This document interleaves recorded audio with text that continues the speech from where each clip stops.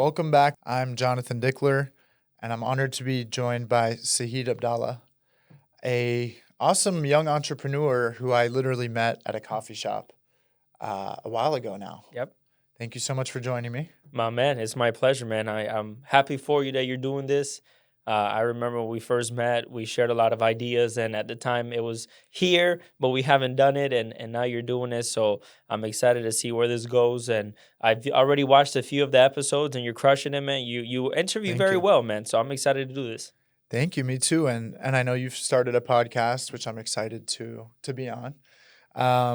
But yeah, we were just talking about how we met at a coffee shop, and we were both sitting outside at this great place, and I heard you spitting game basically to someone about what you do, which I want you to get into. But I was like, you know what? This guy is the right guy to know. Like, there's not a lot of young entrepreneurs that are like sharp and just on top of it. So I turned around and I'm like, hey, man, what do you do? And the rest was history. That's right. So can you tell the world like what you do? And it's such an amazing operation, not where you just for you to make money, but you're actually building people up. Right. Yeah, so let me kind of just take you back, from the very beginning. I was born in Colombia. I was raised there. I moved to the States when I was 8 years old. And growing up, I was very active. I was always outside, never was a video game person. So I was always making friends, right? Talking to people, making friends, out and about, very energetic. And I remember my first entrepreneurial kind of experience was my mom used to sell stuff on eBay. Me too. And My right, mom eBay too. was the Yeah. stuff, right, back in the days. So she used to sell stuff on eBay, and we would always go down to Miami to the Chinese warehouses where they would have the imports, and she would buy stuff, and I was always going with her. And one time, we were there, and I see a pack of 100 pencils for $1. But these pencils were all Captain America, Batman, Spider-Man, all the superheroes. I'm like, hey, Mom, can you buy me this pack of 100 pencils? She was like, why you want 100 pencils for? I was just buy it, Mom. Just buy it for me. So she buys it. I go to school the next day, and I sell each pencil for $1. So I made $100 from $1. 100x. 100x. So that's when I really started to kind of figure things out in terms of sales, entrepreneurship. Awesome. Right now, fast forward to high school, I was a sneakerhead. So I sold shoes and flip shoes in high school. I would buy the beaters, paint them, fix them up, sell them for 2, 3x what it was worth. So I made money doing that. Now, growing up, I grew up with a lot of Haitians, Jamaicans, African Americans, and being Hispanic, I noticed that the common denominator for a lot of us was that we weren't taught about money and finance. Our parents usually come from outside the country. They work, they get a job, Mhm. and you're kind of just told, hey, you work till you're 60, you retire, and then, you enjoy 5 years of retirement, and then you go to wherever we go, right? So I'm like, there has to be more than that. So for me, I was like, look, if I ever go to college, I'll go to school for business, finance. I saw my grandfather growing up wearing suits. I'm like, I want to wear suits. So high school comes around, and I'm like, dude, I was not the smartest in school. I hated school. I hated studying. I never did my homework. In sixth grade, at one point, I think I broke the school record. I got like 5 Fs and 1 D. So I was horrible in school. So I thought about the military. I said, let me go to the military. They got good benefits, kind of give me some structure. But my dad was in the Navy. So he advised me, look, go to college, get a degree. Then you could go in as an officer because you get paid more. The benefits are higher. But I was like, Dad, look, I'm not the best in school. I don't think college is for me. He says, look, you played sports growing up. You have discipline. If you go to school and you apply that same discipline, you're going to be fine. I said, all right. So I get enrolled in Broward College. I do 2 years there. At the time, I was working in the hospitality industry. So I was doing valet, and I started serving. So that right there on its own is a whole nother experience because you're dealing with customer service, you're dealing with talking to people, serving people, helping people out. So I graduate from Broward College, and then I go to FAU. And when I go to FAU, I go to school for finance. I graduate during the pandemic.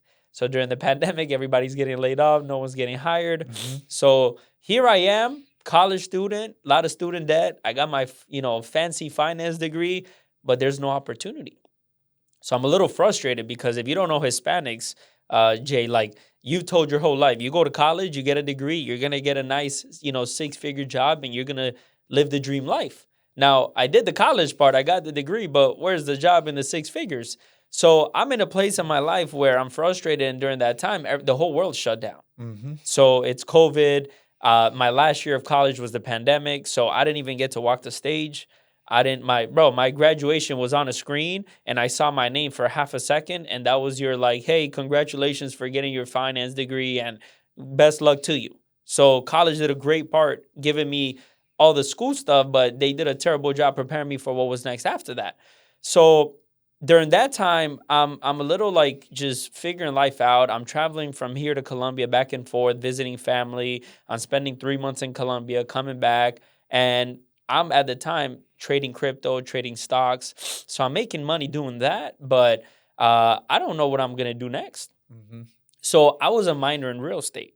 So I said, you know what? Maybe I should get into real estate, get my license, do that. So I go and I get enrolled at Florida Gulf Coast. I'm doing the real estate course. I passed a class exam. But during that same time, I was shadowing a very close friend of mine that was doing real estate. And me being a finance guy, guess what I do? I look at the numbers, look at the data, the supply and demand, and I realize that, dude, there's a lot of realtors in South Florida and there's not a lot of houses being sold. And right after the pandemic, guess what happened? Prices go up, interest rates go up, so nobody's buying a house. So I'm like, if I get into this, it's probably going to be very competitive. It's not Yeah. going to be very good. So let me kind of put a pause on it. So I never went and took the state exam, like for the license. It's hard to So, find someone who's not a realtor, dude, like in like South Florida. everywhere you go to Yeah. networking events, 90% of the people there are real estate Mhm. agents, and then 5% are mortgages, and the other 5% are just like AI or tech, Mhm. right? So I come back from Colombia, and I'm like, okay, what am I gonna do? And one of my best friends that I went to college with, his dad owns a limousine service company, okay, called Boca Lux Limo. I get started working there. All my clients are very wealthy. They're all retired, millionaires, billionaires. All of clients were all gated communities in Boca, some were in Miami, Star Island, Fisher. Bro, like these were very wealthy people. Now, for the first time in my life, I was around people that made a lot of money. Bro, growing up, the person that made the most money maybe made 80,000, 90,000 at most. I was never around somebody that was worth 100, 200 million dollars, $1 billion. Like there were people that are worth in the billions. And I'm a very curious person. I ask a lot of questions. I think that's why the podcasting is great because I'm very good with asking people questions and digging deep. And I would always ask them, like, hey, like, what do you do for work? I'm in my early 20s. I'm very ambitious. I'm hungry. I want to win. I went to school for finance. Can't find nothing. Like, what do you suggest? Bro, all of them were entrepreneurs. Nobody worked a 9 to 5 job and was hoping to retire at 60. So I said, entrepreneurship, go back to elementary selling pencils, go back to high school selling shoes. I'm like, okay, I guess that's entrepreneurship and sales. And one of the guys, he had actually started his own agency in the industry, sold it for a couple $1 million and was retired, was living the life. Nice, beautiful waterfront property in Boca, the Ferrari, traveled. Like I would always drive him, always would tip me $100. Like if he watches this, he knows exactly who I'm talking about because the Mhm. only thing he tips is $100 bills. Lives very close by the way. So he was in the industry. Now, for me, what stood out was the fact that I went to school for finance and I was never told about this industry. And I was like, why? So I said, let me look more into this. I started looking more into it. And right when I was looking into it, a guy reaches out through LinkedIn. He says, hey, I see you went to school for business, for finance. We're opening up an office in Fort Lauderdale. I think you would be a great fit. Come check it out. If it's for you, great. If not, then at least you're learning what we're doing. I said, awesome. I go and I see the overview. At the time, bro, it was like 3 guests that were looking at it. And I see this high energy individual just sharing knowledge, sharing wisdom, sharing his story, like freaking full of energy. And I'm like, what is this about? Now, at the time, I'm not going to lie, bro, I was very skeptical. Because growing up being Hispanic, you're skeptical. You feel like everybody's out to get you. Like, okay, what are they trying to get from me? So I was a little closed off at the beginning. But then towards the end, it was all about helping people, serving families. Hey, there's a big problem and a big gap when it comes to life insurance, when it comes to retirement. We could be the solution. You could build your own business. You could do it part-time. You could do it as a side hustle. Get your license. So at the end, right, I'm like, I'm going to think about it. I go home and I told myself, I said, look, Worst case scenario, you get started, you get a license, you learn something new and see where it goes. Best case scenario, this can go somewhere. Well, I called the guy the next day and I said, all right, bro, what do I got to do to get started? He goes, look, what's your information? I paid the software for the licensing. I get up and running. I do it part-time, 5 months, 5 months into it. I go full-time. 5 months after that, I become a broker. Now the rest is history. We built, a lot of individuals in the industry. We took an office from less than 10 people to over 100 people. We recently promoted a broker making over 50,000 his first 5 months in the business, and we are just fired up, excited. We haven't even scratched the surface, and yeah, man, that's what I'm passionate about. I always said I want to do something that helps people. I wanted to do something where every day is different. I don't want to be in an office from 9 to 5 stuck just in front of a screen. You know me, I'm full of energy. I have to be out and about. So for me, this business is great. Every day is different. I'm meeting a family here. I'm meeting a family there. I'm in a coffee shop one day. I'm in a cigar lounge another day, talking to people, networking, shaking hands, doing podcasts, having a good time, meeting great, amazing people like yourself, and solving a problem, man. Like going back to growing up, our people are not educated financially. The people that already have the money, they have financial advisors. But who is talking to the overlooked, underserved communities? Who's talking to those hardworking Americans? Who's talking to the construction workers? Who's talking to the middle class? The people that work very, very hard and don't really have nobody talking to them about money. So those are the people that we help. And then what's the other problem is that people are struggling financially, working paycheck from paycheck. Bro, 61% of America lives paycheck to paycheck. There's over At least, 340 yeah. million Americans, and 61% of them live paycheck to paycheck. There's an article, CNBC, 1 in 3 individuals that make over 250,000 also live paycheck to paycheck. In America, the wealthiest country in the world, the land of opportunity, the land of the free. Bro, why do so many people come to the country, risk their life to come here for an opportunity? Yeah. And you're telling me 61% of Americans live paycheck to paycheck? There's a big disconnect there, huge disconnect. And over time, I learned so much, and that's something that we could go, deep down on in terms of like what I've learned doing the business, the mindset of people, how we're grown up, how we're programmed. But that's pretty much, kind of the upbringing, how I got into the industry, what we've been able to do. And I mean, the future is very bright because we're fired up, excited, and there's way more to come, man. Yeah, man. Love the energy. And I think you said like energy is where it all begins. And so much I want to talk about there, but it's a good point. Like what percentage even of NFL and NBA players end up like on the streets? Like you can give someone $20 million. That doesn't mean that they're going to have the financial literacy to actually keep that money. Most people who are making 250K, whatever it is, they're spending probably 200 grand a year. Yep. But I had a similar story where grew up, ton of energy. Like I was the kid that was always pretty much standing up in the back in trouble.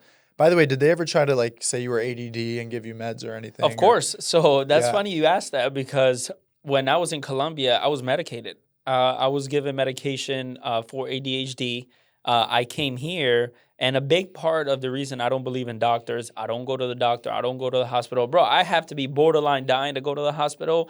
I had kidney stones for about 6 months before I decided to go because it got so bad. But that came from, I was medicated when I was little. I came here. I started seeing a doctor here, and I started getting medication here. One day, randomly, the doctor goes to my parents and says, hey, there's a new medication. We would like to try it out. It's pretty good. They gave it to me in the morning, the first time.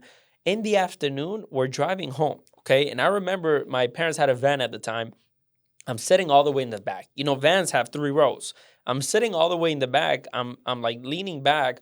All of a sudden, Jay, half of my body starts to go numb. And I'm like, Mom, like, what is going on? Half of my body's numb. Like, what's this? Rush to the hospital. I was about to have a heart attack. I'm 11 years old. And they traced it back to the medication they gave me. My mom said, from that day, you're never going to take medication ever again. I got into sports. And so all that energy that I had that was being suppressed by medication, I put it into sports. And I got better instead of getting worse by not taking medication. And that's why for me, bro, like, my wife too, she's Lebanese. Teas, soups if we get sick. Like, we don't do the medication. We don't do pills. Like, we don't even go to the doctor. I don't even have health insurance. Think about that for a second. I don't even have health insurance.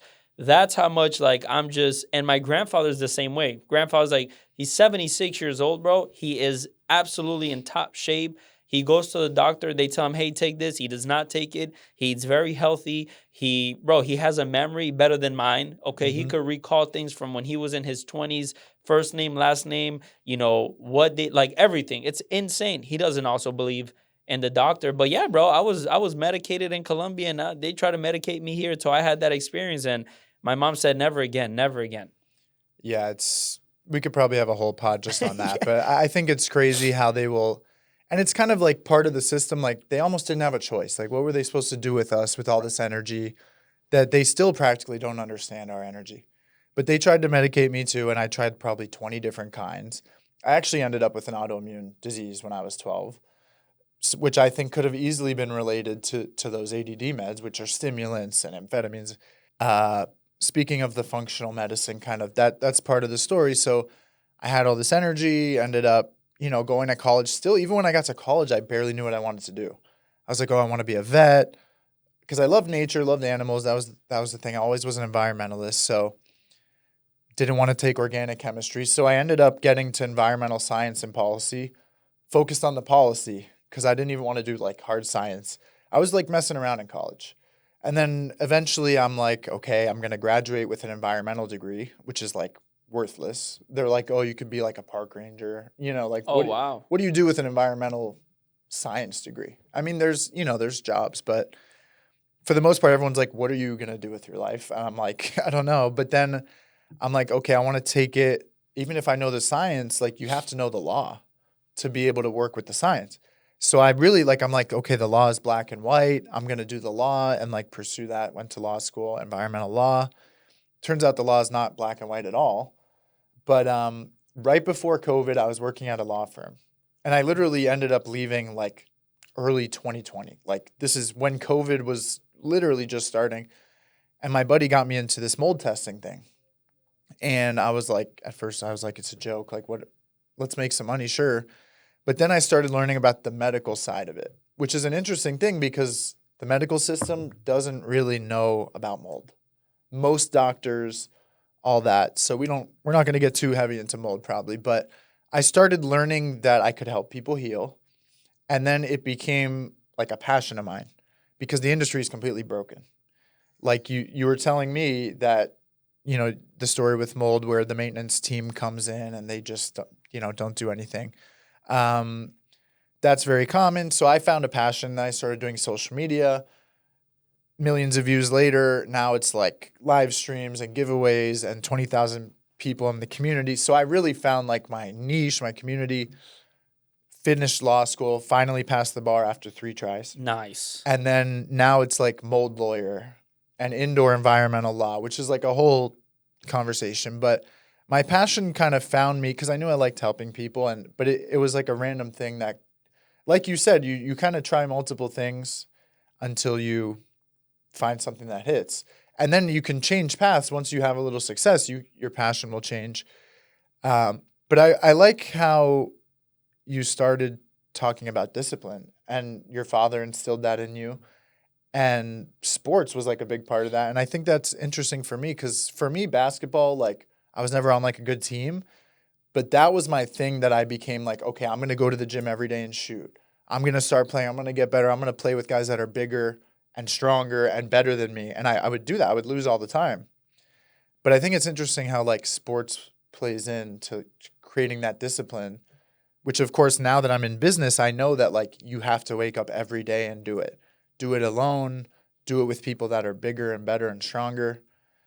So when you work with people to like build them up, they obviously come in at like a certain mental state. And I feel like you're kind of the guy that like looks them in the eye. And I mean, you've done it to me where you got that killer look. And how do you kind of encourage people to be disciplined and take that leap? Yeah, great question. So the first thing is I have to build a relationship with you because when I challenge you, you have to know that it's coming from a good place. So it's building a relationship, meeting your family, meeting your parents, how did you grow up? It's almost like you're getting to know someone and it's a podcast on its own. They always say that the best podcasts are the ones that are not recorded. is when you get to know somebody, you hear their story, their upbringings, traumas, all these things, right? So the first thing is I genuinely like understanding people's story and journey, where they came from, how they grew up, for me to know exactly why they think the way they think so I could help them and guide them. Now, where does that come from? Because I had to do it myself, because people nowadays see me in suits and they do what I do. They don't realize, bro, I grew up, I was the only white one on the basketball team. All of my friends were, black, Haitian, Jamaican. They all wore golds, they had dreads. And I grew up pretty much in the neighborhood, right? Like I grew up in the ghetto, in the hood. So my identity was that. I listened to the music. I thought the way they thought. I had that victim mentality. A lot of us grow up victim mentality and poor me. Like if you don't know Hispanics, you're growing up your whole life, what? Poor you, pobrecito. Have you ever heard pobrecito? Oh, poor you, poor you. So your whole life is like poor you. And your family instills a lot of fear into you growing up. Oh, don't do this because this is what's going to happen. And so you're growing up with fear. You're growing up with a lot of victim mentality. Oh, because this happened 300 years ago, this is why I can't be successful today. Oh, because I'm Colombian and, Pablo Escobar was a drug dealer. People see Colombians as this, so I can never be successful. Victim mentality, right?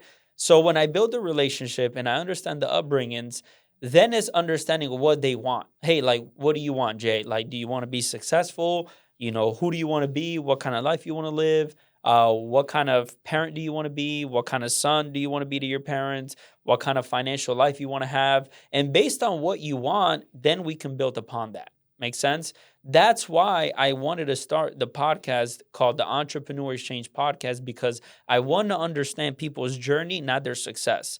Because you see people that are successful today, but you don't study what they had to go through, what kind of identity shift they had to undergo. Like I had to go through an identity shift.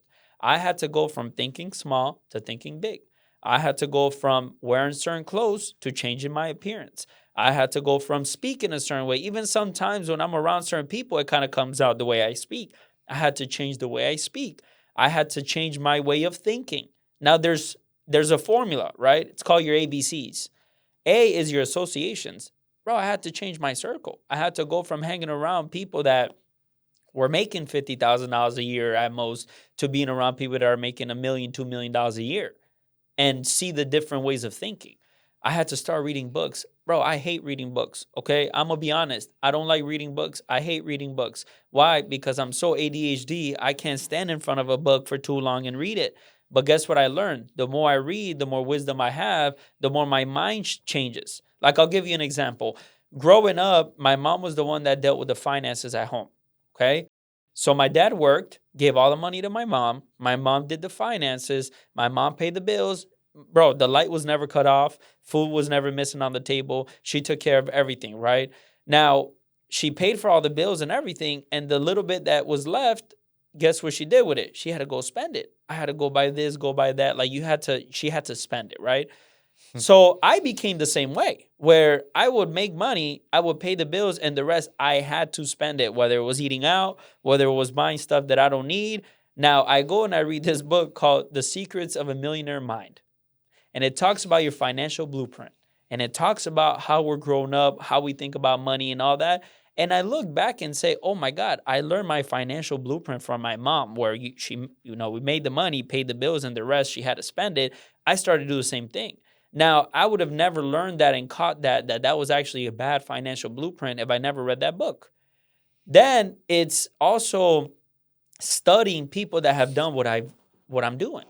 Like if I want to be here, what do I have to do? Is study the people that have done it.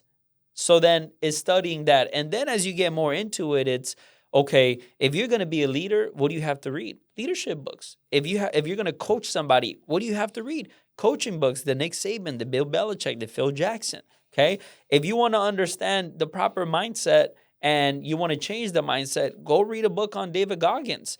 How does somebody that go from 300 plus pounds I think he used to kill termites and stuff, and he was making $1,000 a month. He used to eat burgers and milkshakes. How do you go from that to becoming a Navy SEAL, becoming all these things that now what happened? Mindset shift. So I had to read books, man. So A is your associations, how to change that. B was I had to read books. And C is you got to go to conferences. So the company that I work and I'm partnered up with, they host conferences. I never been to a personal development conference. I didn't even know what a personal development conference was when I got into this business. But guess what? When I started to go, I'm seeing people that struggle from the same things I struggled from, that had worse conditions and situations that I had, and had kids, were married, and were able to build a business and make millions of dollars, and now they're successful. Why not me? Then they had guest speakers come in. The first event that I ever attended, guess who was one of the speakers? John C. Maxwell. And I'm sitting there learning about leadership from John C. Maxwell, and I'm like, nowhere in my life was I ever taught about leadership. Nowhere. Who sits down with you and tells you the qualities of a leader, what leaderships do, how leaderships are, like what leadership is? No one studies leadership. Think about that. So that was that formula. Associations, books I read, the conferences I attended, and then throughout time, man, it was the reprogramming of my mind. And as I reprogram my mind and know what it takes to reprogram it, now I'm able to help people with that. So people's fears, what holds people back? It's like they always say, it's not about making $1 million, is you got to become the person that makes $1 million. And that person that you become is different. Like what got you here is not going to get you there. Your way of thinking today is not going to get you where you want to go. So you have to change. And the only way you change is by being put around people. That's why the Cigars and Leaders is great, because we can have certain people in there that make way more money than us. And I'm very comfortable with that. See, the big problem with people is the ego. That right there, Jay, is what kills people's growth in business. And that's why people don't succeed, because of their ego. Because they have so high of an ego, they don't want to learn from someone else. They think that they're good enough and what they know is going to get them there, and that's wrong. I'm okay with being number 2. I am okay with being the person that makes the less amount of money in the room. Why? Because I want to get there. And the only way I get there is not by being around people that make less than me. It's about being around people that make more than me. So it's also getting somebody comfortable in being in those environments to learn from other people, helping people understand that what we were taught is not the right thing.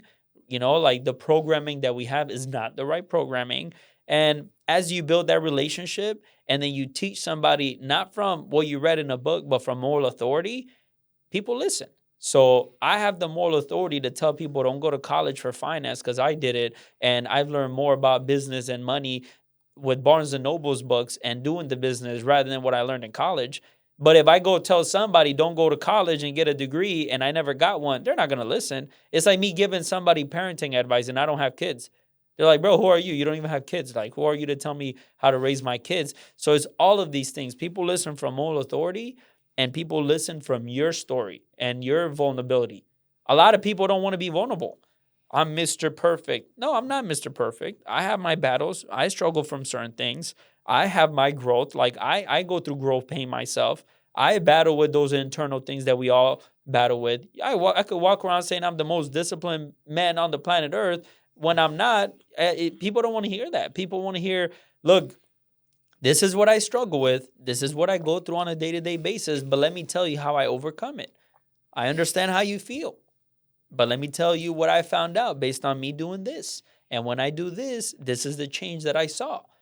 So, but no one's going to listen to you if they don't know that you actually genuinely care for them. And the only way they know that you care for them is by spending time with them, getting to know them, and genuinely being interested in their growth and their development. And then I always tell people, look, I build people in the financial industry. The financial industry is the industry I chose to build people in. And that's what I do. How do we make money? We help families when it comes to their finances through different products and services. But essentially, I build people. And when I build people, they make more money. And as they make more money, they go do the same for someone else. And it's a compound effect. So my answers, by the way, are very long-winded if you don't realize it by now. No, it's great. I think people will take a lot of value from it. And yeah, there's so many good parts of that story. One of the best attorneys I know, he like loves his clients. Like he actually loves them. He's like, I love you, and like I'm gonna grill you, like, because that's what the other attorney's gonna do. They're gonna grill you in court. tell me everything about your life, and like I love you. Like if you give up, I give up. Like if you, I mean, he crazy things, but it really starts with love, and I feel like you love to help people and help them help their families and their kids, and like I think that's what it takes is like if you find something that you love and you can help other people, then you'll always be successful. Like if you can make a penny off of a billion people Mm. or off 7 billion people, a penny each, I mean, that's a lot of money. Mhm. That's what, over 100 million, you know, you don't have to make $1 million sales to be successful or to 100x. But yeah, cool story about David Goggins I just saw where he literally ran until his rib cage was completely displaced. Did you see that? Like it was a recent thing where he ran until his whole ribs were like sideways. And it just, I don't know why he does Bro, it. that guy is he's just different, bro. By the Yeah. way, you know what he does for work? Many people don't know this. He's a you know those guys that jump off helicopters into like fires and help people and stuff like that? Mm, Bro, the guy gets paid like $20 an hour doing that. But he does it because he loves it, not for the money. That's his job right now. jumping into fires. Think about that. This guy is, bro, he's a multi-millionaire. He's an author. He's a motivational speaker. He's like, and he does that for work. It's just some people, man, they're just wired different. Bro, he was running on a like a broken foot or something like Yeah. that for miles. It's a mindset. But that's what I got from him. It's a mindset. It's not an ability. People think that making money is an ability and a skill. It's not. It's a mindset. Yeah, and I like how he just kind of tells people, he's like, for trying not to be explicit, he's like, screw you. Yeah. Like whatever you're talking about, whatever you're complaining about, like screw you. Like literally who cares? And he's like F you. Like and that's the best thing to scroll when you're in your algorithm and you get that Goggins video. But he chases that fire, literally. And like he chases the pain, he chases the hardship, which 99% of people don't do. Yeah. And I like how you kind of talked about, or we talked about the system of like you go to school, then they're like, here's the colleges you want to get into, and like you got to try to get these, and like you got to do this. But they never really tell you, or you know, you're discouraged. Even you don't feel like I want to be in the 1%. I don't want to be the one selling pencils. I don't want to be the entrepreneur. I want to be like the 99% of my friends. But once you start following your passion, you'll probably lose 99% of those friends. You'll find a new group of friends who are making millions. They're helping their community, helping their family. But I feel like the biggest thing they don't teach, because like they teach you economics and like they probably teach you enough in finance school that you could probably figure it out, but they don't teach you like how to value your time. Which one of my favorite books, probably my favorite book, it's called 10X is Easier Than 2X. It's Dan Sullivan and Ben Hardy. Yeah, it's a blue and like gold cover, right? Something like that. I listened to the audiobook, which, you know, if books aren't for you, then there's other ways to get it. But books I think are almost like a meditation. It's like, okay, I'm going to sit down and focus and tune everything out. So I think the practice of reading books is like a good one to have. But I'm also very ADD and I'm always on the run. So the audiobook was great. But it really helped me when I just started my business because it's like 10X is easier than 2X. So the idea is like, okay, I just started my own business. How do I double my income from last year? Or should I really be thinking, how do I 10X that? How do I take myself to the next tax bracket? And it really helped me because it's like, there's a few good points. Everyone has a unique ability, which is true. Or I've heard like everyone has an unfair advantage. So everyone has that one thing. It could just be talking to people at a coffee shop. It could just be basketball. It could be, you know. So you have that unique ability, but you also have to know how to value your time, and people don't get it. Like I remember I told my friend once that my time is going to be worth $1 million an hour. And people look and they're like, what are you nuts? I'm like, okay, maybe not 40 hours a week. Maybe 1 hour a year. You know, if I can give a TED talk for 1 hour and make $1 million, I'm good for the year. I worked 1 hour this year.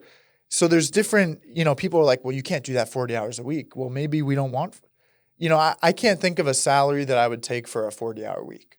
I mean, to put me at like a desk, it would have to be a standing desk, first of all. But like, you know, I can't think of an amount that I would want. Like Hormozy says, like I'd rather, or was it Mark Cuban? One of those guys. I would rather have 50, I think it was Cuban. I'd rather have 50 grand a year and the freedom. Like you said, wake up, go to the gym. Like you do what you want. You can't afford as much stuff, but the freedom is so priceless. And like people don't understand. Even these days, like 100 grand, like a 6-figure is hardly, you can hardly get by. No, yeah, 100%, 100%. And you nailed it in terms of what we've been taught. Like, okay, how are we taught to make money?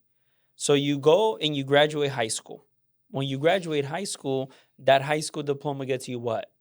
A job at McDonald's, Starbucks. You get paid hourly. What do you get paid at McDonald's or Starbucks? $15 an hour? Let's say $20 an hour at most, okay? Now, you want to make a little bit more money? You got to go get what? An undergrad. You got to get a bachelor's degree, right? So you go to school for 4 years. If you have to pay for school, like me, I had to pay 50 grand to get a finance degree. And 2 years were all paid by FAFSA. So if somebody's got to come out of pocket, think about how much money they have to go and put in just to get a little $5, $10 raise. So now you get that bachelor's degree, and now you get paid what? Maybe $30 an hour?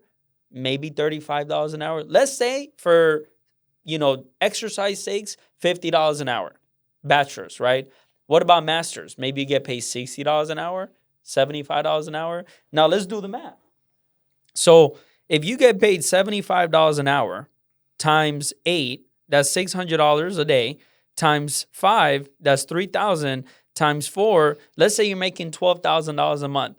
Are people actually making $12,000 a month? If you times that by 12, that's $144,000. Let's say you're paying 40% in taxes, that's $57,600. So 144, okay, divided by, let's say 57,000 minus, that's 87,000 a year. If you make 144,000 after taxes, you're going home with 87,000 divided by 12, that's 7,250. Brother, the average rent right now in South Florida is $2,500. $2,500, that's 47, and this is for a single person. What about if you have kids, you have a family? You can't get by. Yeah. And that's with a master's degree. People don't how many people have a master's degree? Not many. So the only formula for you to make more money is what? Sales. Sales. You have to go sell something. And sales is the most beautiful thing on the face of the earth because why? You could go 3 weeks, Jay, without making money. You go sell something and you can make more money selling something than you would make at a job working 40 hours a week. Yeah. That sells. Yeah, and that's the thing. Like people don't realize sales doesn't have to be pencils or life insurance or houses or boats. Sales is also like everything is kind of sales. Everything is sales. But like let's say not sales. Let's say you want a research company. You're still going to be in sales, selling yourself, selling your company. And that's what comes back to like valuing your time, where I don't think people understand like $100 an hour is nice, but you just gave an hour of your time. You just gave an eighth of your day, your waking day, for $100, and you're not getting that time back. So people have to think, how can I make more? Even like you said, it could be if you're in a high ticket sales where you can get like a $500,000 commission, $1 million commission, it's worth it to eat crap all year and then finally get that one sale. Yeah. That's what I tell my buddy too. I'm like, go for the higher commissions. Like that's what it's about. But really like any business you're in, at some point you're in sales or you're probably going to want to sell your business, which is a big thing now that people are, selling their business. And that's one of the best businesses to be in is actually buying businesses, which is what a lot of the big guys do. They're buying and selling businesses. But I think it's interesting, like the kids right now that are like teens or even 18, 19, like when they hear about college right now, they're probably laughing. Like, because some of these kids right now with the AI and the resources, they can learn everything we learned within days. Mm-hmm. And then there's kids right now that are like doing clipping and content and they're making millions. Like kids that are too young to have a bank account. So it's like today there's so much opportunity, but I feel like, again, people don't want to go against the crowd and people don't want to take that risk. Like even when I was getting into mold, I was like, I can't really post stuff about this. Like it's mold. Like I'm going to look like the guy that crawls through attics. And And I was literally in an attic today before this podcast. And I'm an attorney too. So it's like, you don't have to fit the mold, which I should trademark that. But you want to break the mold, which I think someone has that one already. But, you know, I talk to lawyers and doctors on the pod, and they're not doing the traditional route. Like, if you're doing the traditional route, you're going to get the traditional salary. You're going to have the traditional life. I think a lot of people don't prepare for the worst case scenario, which I wanted to mention. Like, I saw a cool video, like, you can survive the worst case scenario. Like, you'll be okay if the worst case scenario happens. So people should know that you'll be all right. But I know you're in finance, and like most people, if you live the average income life, you're not preparing for that big financial issue. Like, if something really bad, like, I mean, we had COVID was like a wake-up call. Yeah. And I was in mold, so I got in at the right time where mold was like an essential thing where we could work during COVID. So I'm like, oh, this is kind of mold is a good career. But how do you help people prepare for like financially? Because I know life insurance is like massive. Yeah. Health insurance is good. I think you should have it, even though you're healthy. Because, you know, something really bad. I mean, the ER will take you, but if you're healthy, you're healthy. I mean, that's good. But how do you, not just financially, but how do you kind of help people prepare for, I say, expect the best, but prepare for the worst. Right. So going back to mindset, right? The first thing is understanding somebody's mindset behind how they're setting up themselves financially, right? When you first talk about life insurance, it goes over people's head, right? Like, people think it's a scam. People are like, why do I need this? Like, all these misconceptions about life insurance. Oh, I'm young. I don't need it right now. The biggest misconception, it's too expensive. Biggest misconception, somebody could get a policy for as low as $20, $30 a month. There's policies for $5, $10 a month, okay? So for me, it's the mindset. It's like, hey, Jay, what do you think about life insurance? Like, what was taught to you growing up about life insurance? Oh, this, okay. Have you learned about life insurance? One of the biggest things is that people just never got taught about life insurance. Makes sense? And also, we do things that the people that are around us do. So, for example, a lot of us grow up what? Our money is all 401k. We work the job. We put the money in a 401k. And that's how I'm prepared for the future for retirement. We've seen many, many times that people retire after working 40 years and their 401k is nowhere near what they need to be able to retire. So that's one thing, right? Two is, when it comes to life insurance, you have to go see, okay, do I want to be poor or do I want to be wealthy? That's one of the questions. Do you want to be poor or do you want to be wealthy? Okay? Yeah. I want to be wealthy. There's no middle. There's no middle. Yeah. Either you want to struggle financially or you want to have financial freedom. Which one would you like? I want financial freedom. Awesome. Let's go study people that have financial freedom. Let's talk families. Got the Rockefeller family. You got the Walt Disney family. You have, banks. You have all these big people that are very wealthy. Let's go look at what they do when it comes to their finances and how they pass down generational wealth.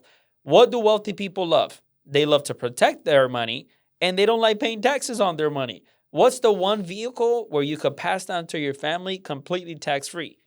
Life insurance, right? Now, people only think and see life insurance as it's only when I die. Another misconception, because there's policies that you could use while you're alive, meaning you could build cash value through a policy. Now, many people don't study how freaking Ray Kroc and McDonald's at one point had to use the cash value life insurance to get ahead. Some people don't realize that Walt Disney had to use cash value life insurance in order to get Walt Disney up and going. J.C. Penney during the Great Depression, okay, the only way they were able to get by was he used the money from a cash value life insurance policy to meet payroll for J.C. Penney to go, right? Which means taking money from the policy. Correct. And I had my 215 license, so I know a little.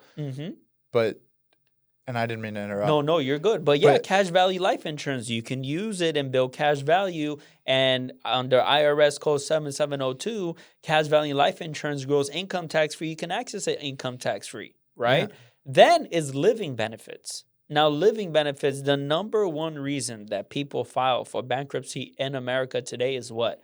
Medical bills. No one today has $200,000-$300,000 laying around in the bank account to take out in case they get sick and go to the hospital. Now, people would say, but Sahid, that's why I have health insurance. Awesome. But health insurance only covers a portion. You got to pay a deductible. It only covers a portion. So if it exceeds the amount of health insurance you got, guess what you got to do? You still got to come out of pocket to pay for your insurance and health insurance and all that. So you still got to come out of pocket. Now, what is living benefits in a life insurance policy? Let's say I get sick with a terminal illness, a critical illness, a chronic illness, critical injury. Depending on my insurance coverage, I can access up to 90% of my death benefit while I'm alive. I have a 30-year term policy. People say, Sahid, why would you get a 30-year term? You're young and healthy. Because of the living benefits. That means I pay $90 a month and I have $1.1 million of death benefit. If I come down under any of those illnesses I just mentioned, I have access up to 90% of that $1.1 million. Meaning, let me get a chronic illness and a critical injury or a critical illness. I go and I file a claim with the insurance company. They're going to cut me a $700,000-$800,000 check. Guess what I'm going to do with that check? I'm going to go to Colombia and go get taken care of over there rather than here. Because here, they're going to medicate me and do all these things. Over there, they're going to tell me actually what I need to do. $700,000. Now, with $700,000, can I get treatment? Yes. Can I pay my bills? Yes. Can I take care of a lot of things while I'm sick? Yes. So that's the difference, right? So that's the living benefits, cash value, death benefits. So there's so much uses to life insurance. But first, I got to understand what you think about life insurance and help you process why you think that way. Many people think life insurance is a scam. Why? Because the people they're around, they think everything's a scam. Jeff Bezos says that poor people think everything's a scam and rich people think everything is an opportunity. And we walk around thinking everything is a scam. But why do we think everything's a scam? Because we're afraid of that happening. And how are we grown up? Through fear. So you see how it boils down to like, it's really a mindset when it comes to this. Now, when I understand what you think about money, what you think about life insurance, and like one of the actual scams is the lottery. Think about how many people go their lifetime paying to the lottery and they never win. Gambling, yeah. Bro, gambling. What about DraftKings nowadays, parlays, betting on games and stuff like that? Bro, hundreds of thousands of dollars people lose doing that, but they're not okay with putting $50 a month into a life insurance policy that is actually going to be here. Now, you may ask, oh, Sahib, but why don't people get life insurance? Ready for this? Do you have car insurance? Sure. Why do you have car insurance? Florida law. Florida law. If you own a home, do you have home insurance? Sure. Why? Is that law too? It's the law. But why would you not insure your most valuable assets that a hurricane can come and blow away or burn down? But ready for this? You need car insurance. Why? Because it's illegal not to have it. You get home insurance. Why? The bank will never lend you money if you don't have insurance. You need it. It's by law, right? Now, is life insurance by law you have to have it? No, you don't. So what does that tell you? The only reason why we have car insurance and home insurance is because it was forced to. Life insurance, you're not forced to. That's why you don't get it. Yeah, it's life insurance is one of those financial literacy things that people will never understand unless they try. But, it's called life insurance, not death insurance. Correct. Like it's got benefits, which we can talk about. But even if you don't get life insurance, you don't understand it, understand this, that it's the only type of insurance it's the only type that's guaranteed to pay. Right. It's not a gamble because you're going to one day pass away. Now, a 30-year term is obviously different than a whole life where whole life is guaranteed to pay because you're guaranteed to one day die. And it's the best gift you can leave your family when you leave the earth is financial security. And sometimes I have to pitch it from a different angle. Sometimes I got to make people realize like, okay, you know what, Mr. Client, let's say you don't get life insurance. Awesome. You don't see the value of getting it. You may say you don't have the money to pay for it. Bro, I look at people's statements. They buy Starbucks and they spend $100, $200 a month in Starbucks alone every single month. And you don't have money for life insurance. So sometimes you got to give them the worst case scenario. Okay. And that's my close. Best case, worst case. Okay. Worst case scenario, you don't see value in what we showed you today. You say life insurance is not for you and you don't get a policy. Down the line, not say you pass away, but let's say you come down with an illness and you don't have $200,000-$300,000. Now you got to go sell your house.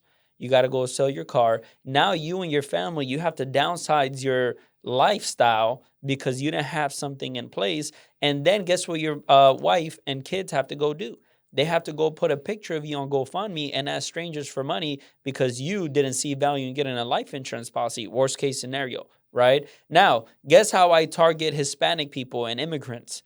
Pride, because we're very prideful. Our last name matters to us. We have pride.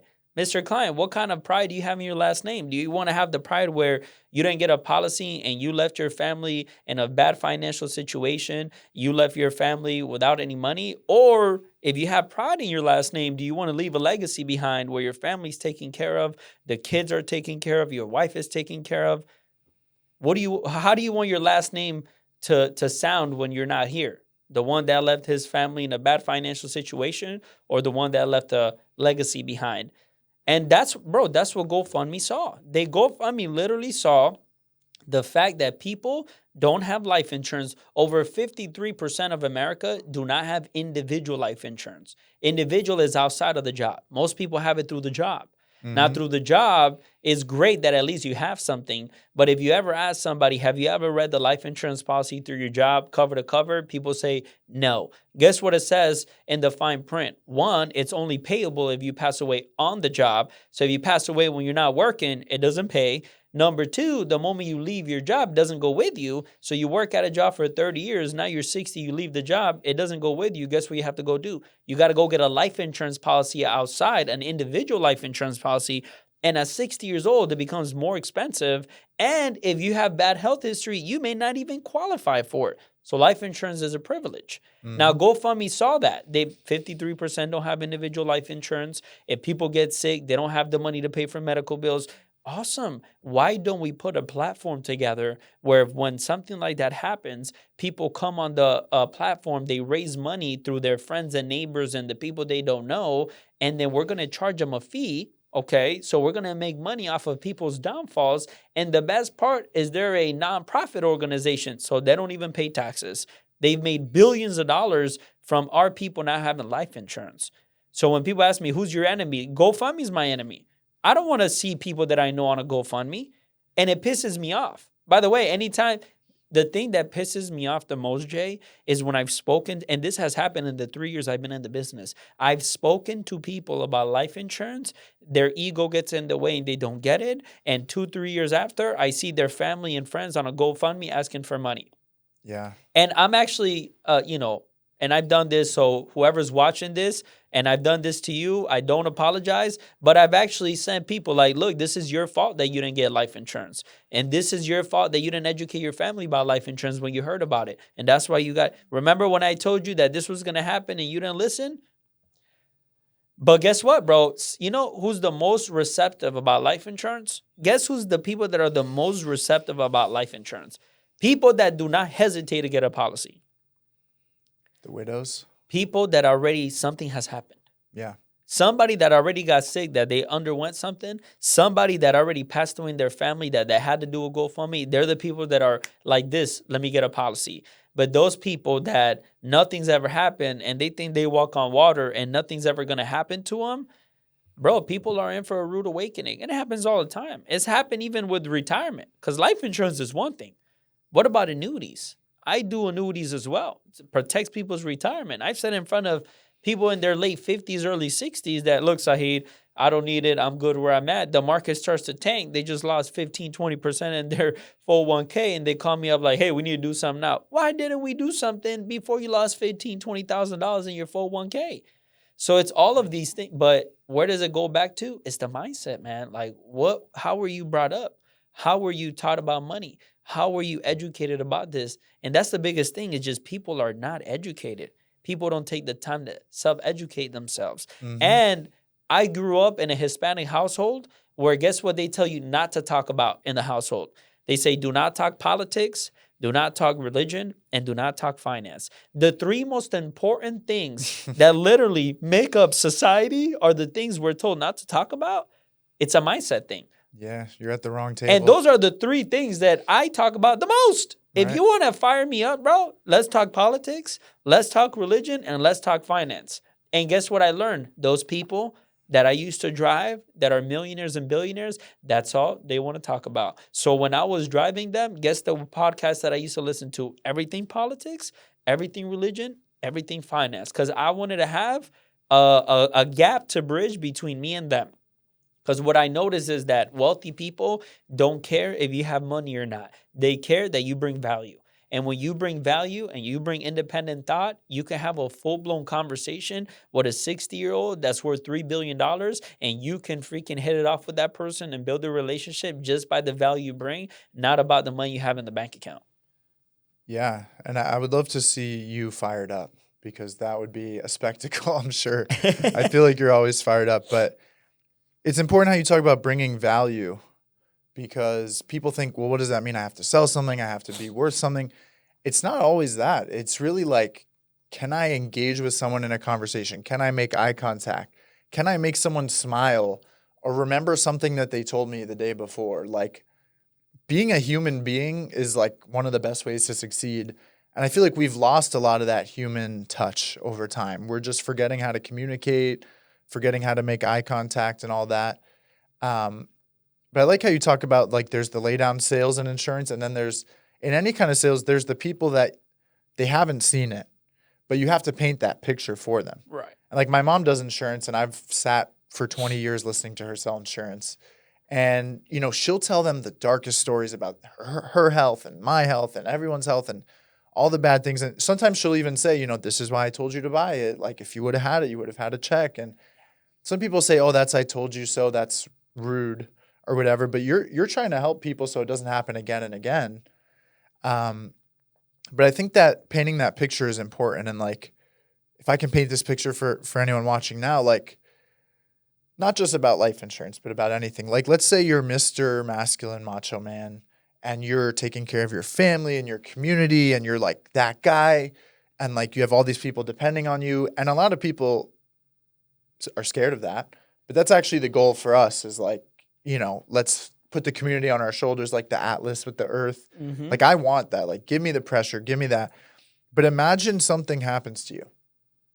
And you could be 30 years old and something happens to you. 40, 50. I mean, these days, who knows? Maybe you'll live to 200. But imagine like what happens to the people you leave behind. You know, and for me, I didn't make a lot of changes till I actually saw my father in the hospital. And, you know, I'm like, obviously I felt horrible, but I'm like, I don't want to do this to my kids. Like, I want to be healthy. I want to like be on top of it. I want to be financially there. Like, you know, so people have to let that pride and ego go. Even if you want to be pride and ego and like all that, and you want to be Mr. like alpha, but what happens if something happens to you?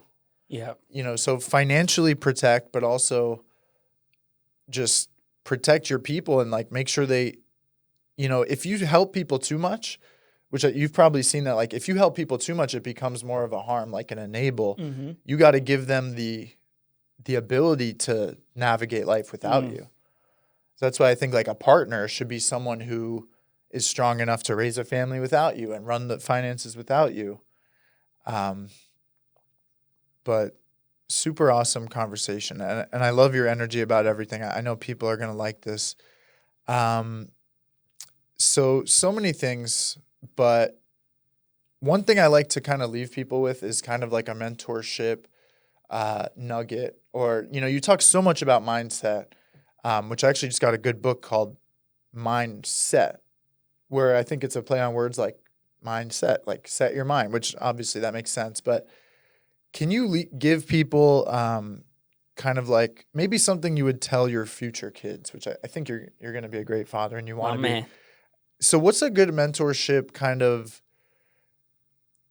you know, thing for people to hear, even if they don't want to be Mr. Millions of dollars? Like what's a good mentorship mantra? So for me, one thing that has helped me tremendously, that even till this day, I ask every quarter, I ask every single year. And I got this from Patrick Bet-David. As you know, he's the guy that built the insurance company that I'm partnered up with. And he wrote a book called Your Next 5 Moves. And he wrote a book called Choose Your Enemies Wisely. a lot of his books are about you, right? About how do you become better? How do you become the best version of yourself? So there's two questions. I mentioned it earlier. I bring it back. It's one, who do you want to be? It's who do you want to be? If you just ask yourself that, who do you want to be? And you really dig deep and you think about it and you close your eyes and you look out, 10, 15, 20 years, who's that person? What does that person look like? What physical shape is that person in? How does the bank account look like? What financial situation are you in? What house do you live in? What car do you drive? Who are you to your wife? Who are you to your kids? Who are you to your business? Who are you to your colleagues? Who are you to society? Like, who does that person look like? So who do you want to be? It's Yeah. one. And Two, even who do you want to be today? Because some people, I think, have such a hard time looking that far in the future, which is understandable because today is so stressful. right. I think today is such an important thing. And I heard a good quote, today is your life. Mm. So even if you're not in shape today, but do you want to be the fat guy in the gym today? Or do you want to be the fat guy in the KFC drive-thru today? So But- I have, that's a good point. Now, what I've noticed is that people don't like their current situation. And one of the things that helps bridge the gap between the you right now and the future you is the alignment. So that's why for me it's so much more about the vision of where I'm going to be rather than the now. Because if I align with my future self, the actions I take today are going to align with that person. It's like, Exactly. for example, let's say I'm not a millionaire right now. Let's say I don't run a $100-200 million company right now. But if that's my vision for myself, guess how I have to operate today? Bro, I have to have a packed schedule. I have to make sure I eat properly for my energy to be at an all-time high. I got to make sure on my game. I got to make sure I read and self-develop. Dress nicely. I got to make sure I dress nice. Bro, when I first got started in the business, I didn't have money to go buy a $500,000 suit. Guess where I got my stuff from? I went and I got some pants from H&M that were nice and slim fit. I got a shirt from H&M, and I will go get a blazer from the thrift store where I've come across really nice blazers for $1, $5, and I would throw that on, and people literally thought that I was a millionaire because it's not about how you dress, how you operate, is the energy that you carry. And the only way that I carry this energy is because of who I'm going to be in the future. And I'm excited about it. That's the main thing. Is everything is energy and excitement. And if you think so much about you right now, if you hate your life, if you're it's not going to excite you. But if you think about the 10-year, 15, 20-year from now, it excites you and you operate through that excitement. But that was the biggest thing for me is who do I want to be? And I challenge my vision all the time because like I said, I'm human. So there's days that I don't wake up at 5 a.m. There's days that I don't read the way that I'm supposed to. And that's when I challenge myself and I challenge my vision. Like, dude, do you really want that? Because if you really want that, this is how you need to operate right now. So it's who do you want to be? And what kind of life you want to live? What kind of life you want to live? Sometimes it's not so much about that luxury life. It's not so much about the riches and wealth and all that. What about the impact? Because people are driven different. There's individuality, right? People, maybe it's the recognition. Maybe you want to be recognized at a high level. Maybe money's not what drives you. Maybe it's recognition. Maybe you want to go on podcast and be respected. Maybe you want to go and speak, do TED Talks and be respected, right? And maybe what drives you is madness, is opposition. Maybe what drives you, bro, is proving someone right or proving someone wrong. Maybe someone deep down doesn't believe you. There's somebody out there right now that does not believe that you're going to do this at the highest level. They're not. They're like, this most stuff, bro, what the hell's wrong with this guy? This guy's doing the most stuff. Like, who is he, right? Where the hell did he think of that? Somebody may not believe in you. You want to prove them wrong, right? Maybe there's somebody that believes in you. Like, I believe in you just from the first time I met you and how you conducted yourself and the way you spoke and the way you presented yourself. And then now that we've gotten to spend more and more time together, I believe you're going to do this at the highest level. I know that. So I believe in you. Now, you may say, hey, I want to prove this guy right, man. I want to prove the fact that he actually believes I can do this. I want to prove him right. Or it's purpose. It's purpose. You know what I always ask myself, Jay? I always ask myself this. If somebody came to me, right? and said, Sahid, you can continue doing what you're doing. You could continue helping other people, build a business, mentor other people, do what you do, but you're not going to get paid from it. Are you still going to do it? That's what people got to ask themselves. If you want to do something, would you do it without getting paid from it? Think about that. If money right now, it says, look, you're going to have a house, going to have a car, and you're going to have food on the table, you're going to have enough for you to live and survive. Like, you're not going to struggle, but you're not going to have the things that you want. Would you still do that? That's purpose, bro. That's purpose. So for me, I love working with people. I enjoy helping other people. I rather me, when I'm no longer here, somebody think of me as someone that made a difference rather than somebody that made money. Because we know many people that made a lot of money and people remember them as, yeah, that guy just made money, but, you know, they can't pinpoint what that person did. But what about if someone sees me like, man, Sahid, you have no idea what he did for my life. You have no idea the mentorship, the guidance, the point that he gave me, and the fact that I changed my life because he did that. I value that so much. Today, my kids live this life and go to private school and live in this house because of the guidance and mentorship. Bro, that for me is it weighs way more than money. Money is whatever. Makes sense? And guess what I learned driving those people? That, bro.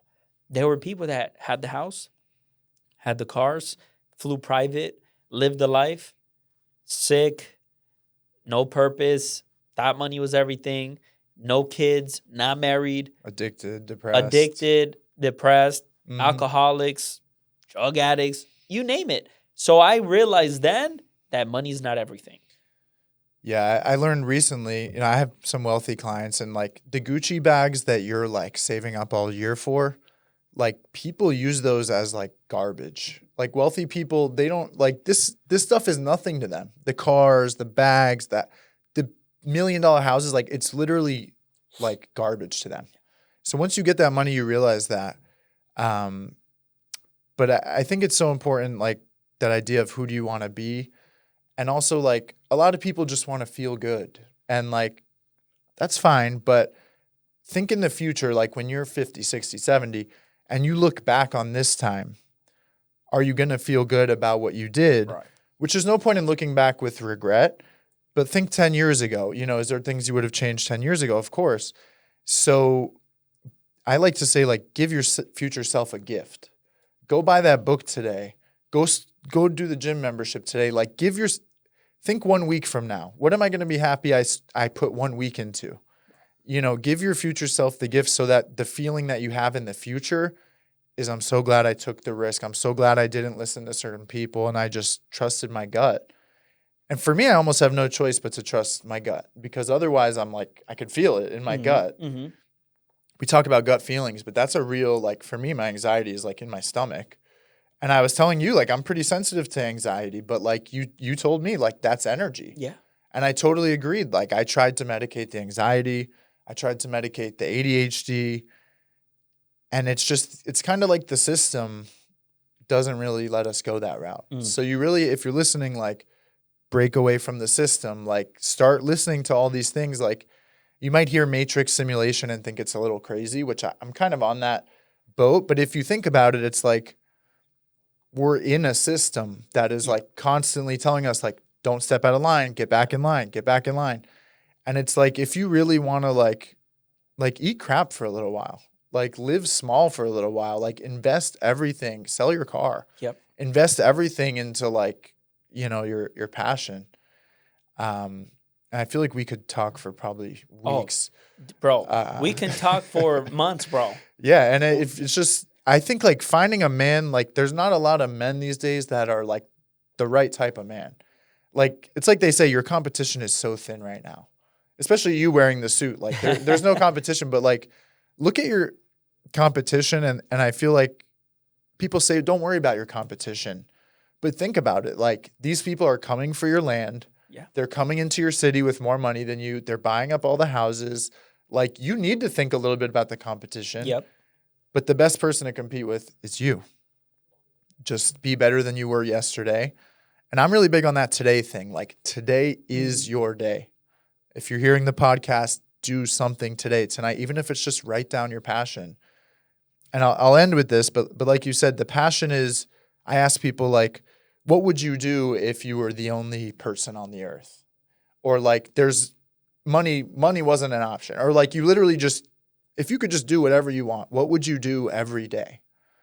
It could be hanging out with your family. It could be chasing butterflies. But like these days you can do that thing and make money off it on the internet or whatever it is. But start with financial literacy and someone like Sahid. But I really appreciate you joining me, man. My man, this was great, man. I'm grateful for you. I appreciate you taking the time out to do this. I'm excited for it. I think this is part one because we're going to have many more parts. And I'm excited to do, my podcast with you and get to know your story, man, where you came from, where you got in, get deep into it. So I appreciate you. Yeah, and it's Entrepreneur Exchange. The Entrepreneur Exchange podcast. So let's look forward to that. My man. Thank you, everyone, for listening, and thank you, Seed.